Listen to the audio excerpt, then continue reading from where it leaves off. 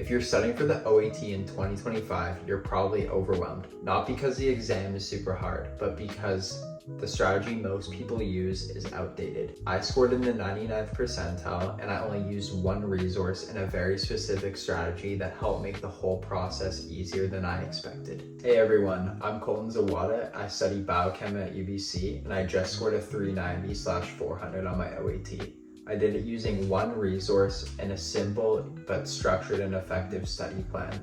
So in this video, I'm going to walk you through exactly what I did, what I would do differently, and how I'd approach studying for the OAT in 2025. Before I get into my study method, I just want to give a quick context of what I was going through during the exam period. So I'm a student athlete, so I was in the gym training almost every single day. I also was taking summer classes. I was doing physics and I was also working on a startup at the same time. So I had a lot on my plate and I had to make sure I managed my time effectively. So now getting to my study plan and resources. So I had about 10 weeks to study and I study on average for about 6 hours per day. And the resource that I chose was OAT Booster, and it was a great resource. It was the only thing that I used. I didn't do any textbooks or any additional practice tests online. I solely just used OAT Booster and got great results. And when I used OAT Booster, they had this 10 week study schedule, and I basically stuck to that my entire process. Each day I had it mapped out what you were supposed to do for each kind of section. But then what I would do is I would schedule out what time I would do each thing throughout the day. So for example, it would be like bio from 9 to 11, chemistry from 11 to 1, and then a break, and then, physics, and then QR or something like that. So I'd like to structure my days to where I would try and tackle the hardest thing first at the start of the day, and I would kind of go from there, and then make sure I incorporate breaks, like lots of movement breaks, and do that in my calendar so that I know, not only know what I have to get done in a day, but I know what time I'm going to get it done and when I'm going to get it done by during that day. So basically with my study strategy, I want to prioritize very short feedback loops with the amount of content that we had and prioritize high yield content. So what I would do with these short feedback loops is I would watch videos, take notes while watching the videos, and I would take notes. I wouldn't spend a lot of time writing them super neatly. I know that works for some people, but works for you, great. But for me personally, when I was taking notes, I would just write it as if I'm just encoding it in my brain and I'm not gonna look at it again. And then to test my recall for the videos, they have short questions after each video. So I do those questions in the videos. And then after I did that, then I would go ahead and do some form of practice questions. They have practice question banks, and I would go through the practice question bank for that topic.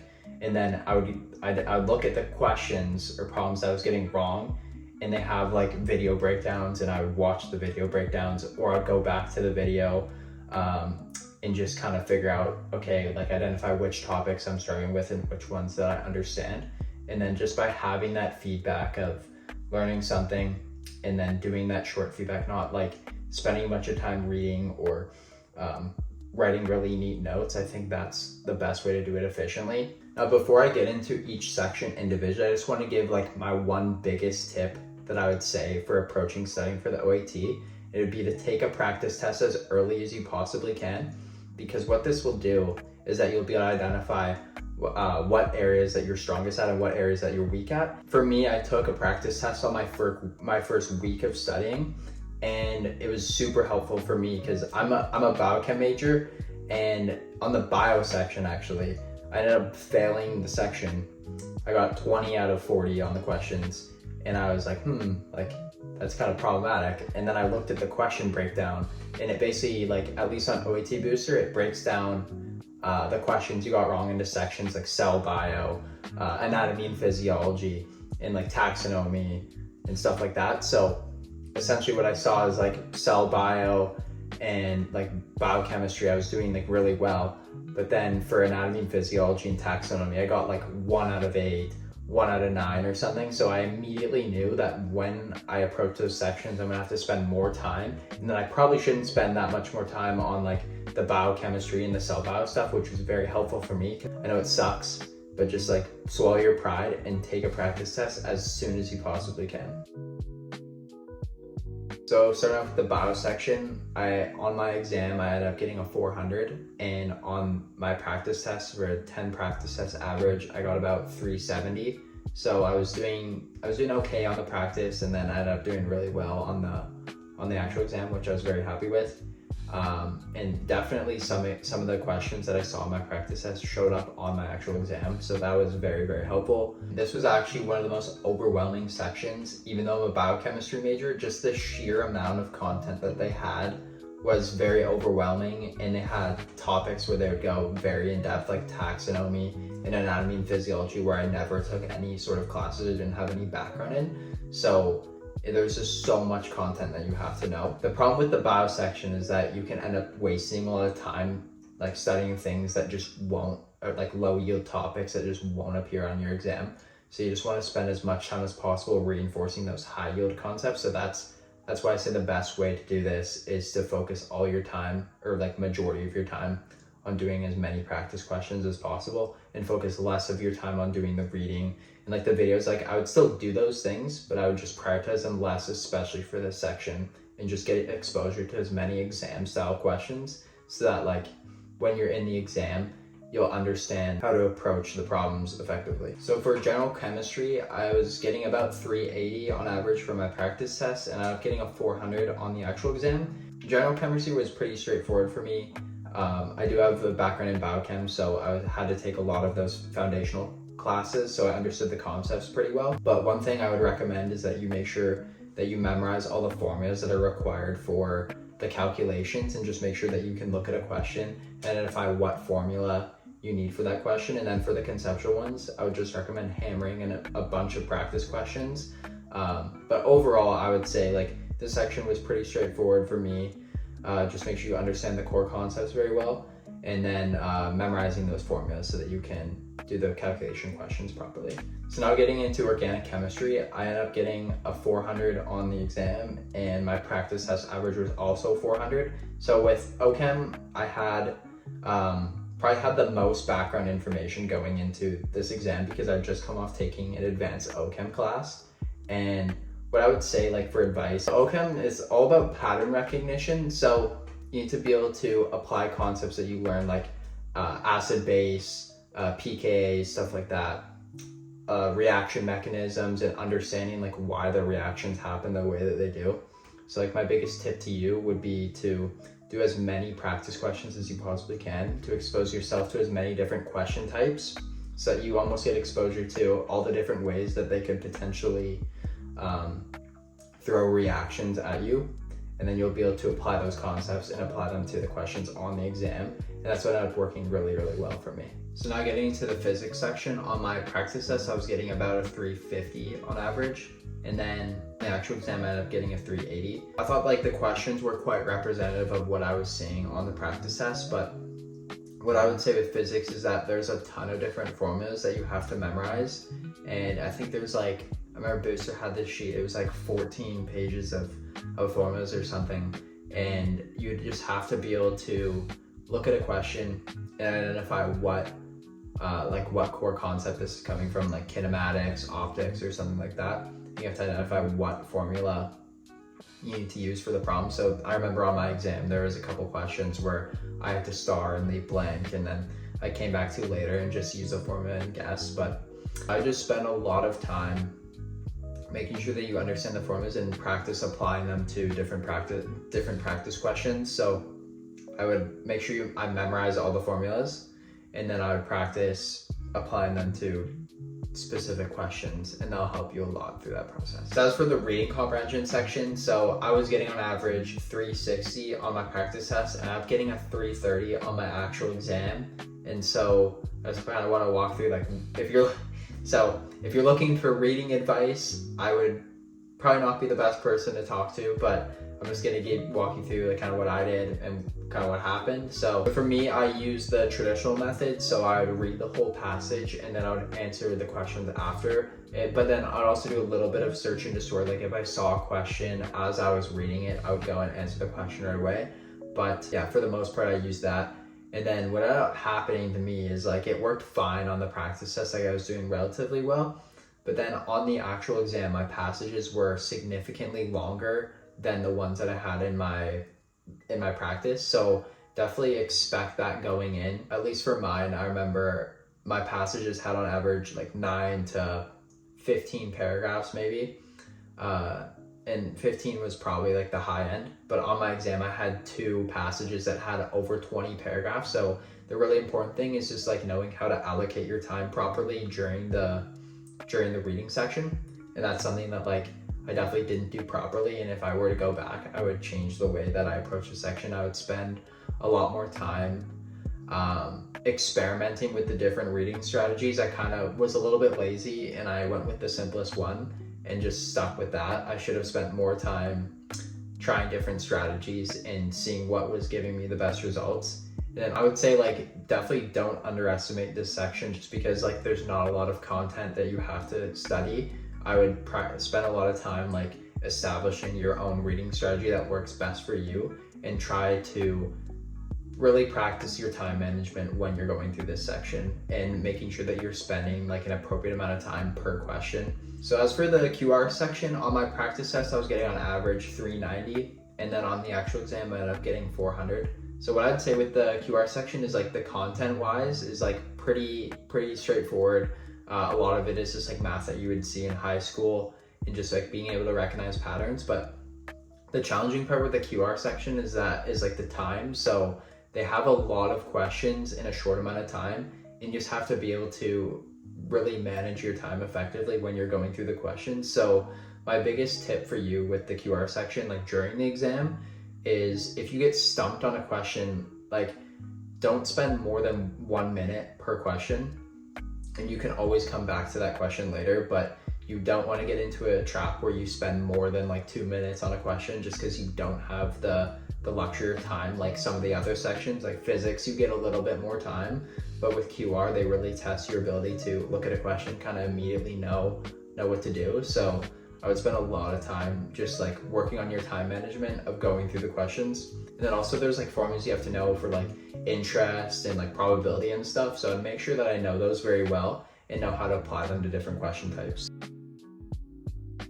My approach to finals week is like as if you're peaking for some sort of sport or some sort of like event.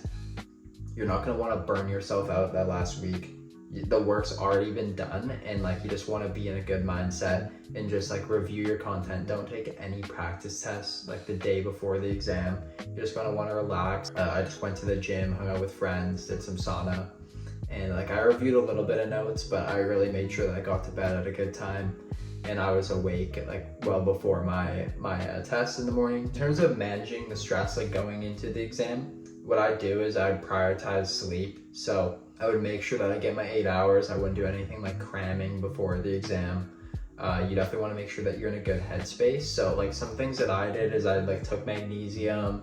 I have like these red light glasses that like block out light, and like blackout curtains and stuff like that. So I really wanted to make sure that I was in a good space going into my exam. One other hack that helped me is like this breathing technique. So right before the exam started, or like right after my break or whatever, I would do this like double inhale. So double inhale through the nose. So I'd go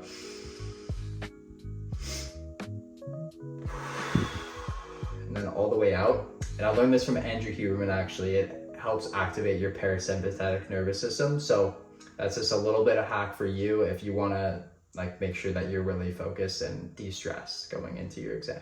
So after taking the exam, just kind of reflecting on my experience, I would say like some of the biggest mistakes that I made was one, underestimating the reading comprehension section and just like not prioritizing making like a clear-cut strategy that worked well for me, and just understanding that the exam, at least for the passages, like just making sure that I know how to manage my time properly. Another thing as well is that I spent, especially early on, I spent too much time like trying to memorize like niche details early, and I could have saved myself a lot more time by just prioritizing more practice questions and more high yield information, and spent less time like reading and memorizing details and stuff. And the last thing, just from my personal experience, I didn't necessarily make this mistake, but I was about to if I had the availability to, is like extending my exam timeline like longer than, I would say you should not do longer than 12 weeks, as you're just going to end up wasting a lot of time and your studying's not going to be as efficient.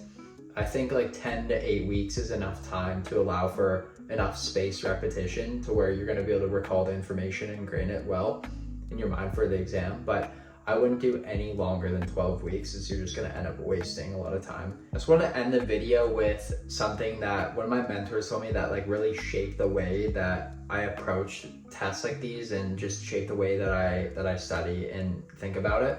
So what he told me was that these exams, they're not designed to test a perfect memory. They're designed to test your decision making under uncertainty. So what I mean by that is, like, for these exams, what they do is they put an insane amount of information and content. Like, not a single human could understand and memorize every single detail and every single concept. So when you get to the exam, there's pretty much a guarantee that per section you're gonna see like a couple questions where you're not gonna be 100% confident. You're not gonna 100% know, because it's gonna be a concept that you didn't memorize, or you didn't have like significant exposure to. And so what they're trying to test is your ability to work with the little information that you have in that moment and try to make the best decision possible. When we break that down, you think about it, you're trying to become a doctor, and doctors, they don't always have the best information possible, but they're put in situations a lot of times where they're forced to make a decision with that information that they have. So they really want to test your ability to use what you got and make the best decision with the information that you have.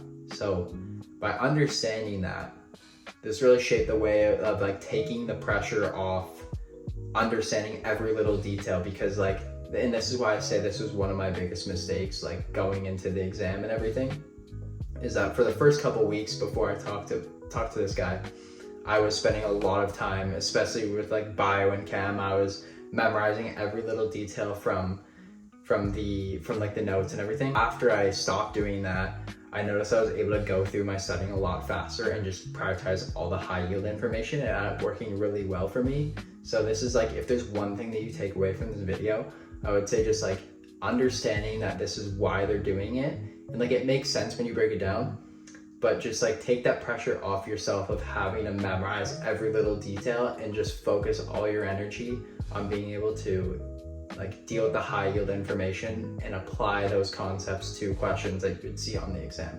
So just to summarize, like what I would suggest for you guys taking the exam in the future, I would pick one study resource. For me, I picked OAT Booster. That worked very, very well for me. And then I would stick to a time constrained plan. So like 8 weeks, 10 weeks, depending on what you have going on. And then I would also prioritize doing short feedback loops of information. So like I said earlier, like watching videos and then immediately doing practice questions, just to reinforce your retention of the core concepts, and don't waste a lot of time doing reading or taking like very nice and neat notes. Stay calm, don't take it too seriously. That you want to take care of yourself. You want to still like eat, exercise, sleep well, and stuff like that. At the end of the day, it is just an exam, and if you do these steps that I told you in this video, you're gonna do absolutely amazing. If you guys have any other questions or want me to break down a specific section of this video in more detail, you can drop a comment and let me know. If not, thank you very much for watching, and have a great rest of your day.